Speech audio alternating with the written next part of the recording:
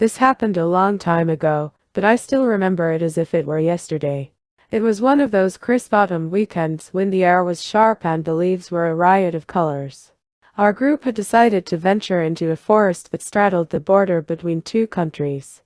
It was a mixed group of people, with most being locals from the area, while only I and two other girls were from out of town.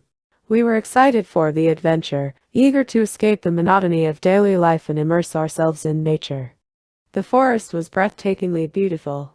We set up camp and spent the day exploring, laughing, and drinking. The local specialties and regional wines were flowing freely, and honestly, the alcohol hit us pretty hard. The camaraderie and the stories shared around the campfire made for a memorable evening, though the booze made everything feel a little more vivid and surreal.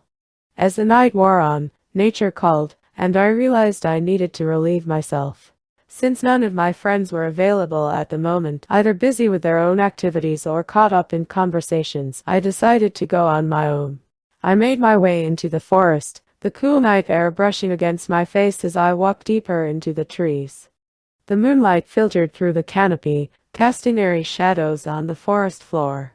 I finished my business and started heading back to the camp, feeling somewhat detached from the warmth and laughter of our gathering. When I emerged from the forest, I was startled to find a soldier from the border patrol standing nearby. He looked visibly shaken as he approached me, his face a mix of confusion and alarm. At first, I thought he was just another curious onlooker, but his reaction quickly made me realize that something was seriously wrong. He asked me if I had gone into the area of the forest from which I had just emerged. I nodded, unsure of why he was so concerned.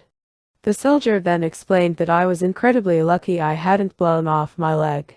The area where I had wandered was known for being dangerous due to landmines left over from past conflicts. The forest had been a battleground during a war many years ago, and even though the fighting had long since ended, the landmines had remained buried and forgotten.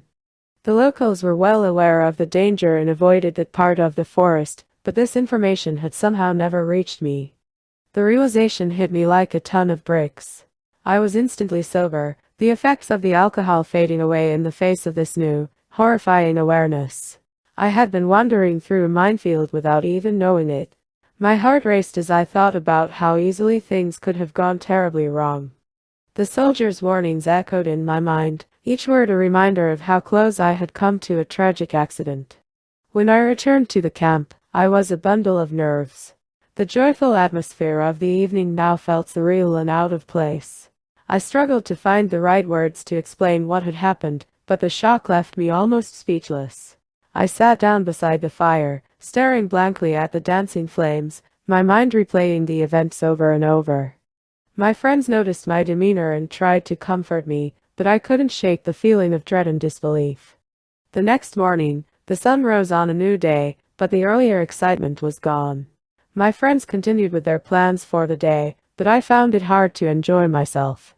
The thought of what could have happened lingered in the back of my mind, overshadowing any remaining traces of fun.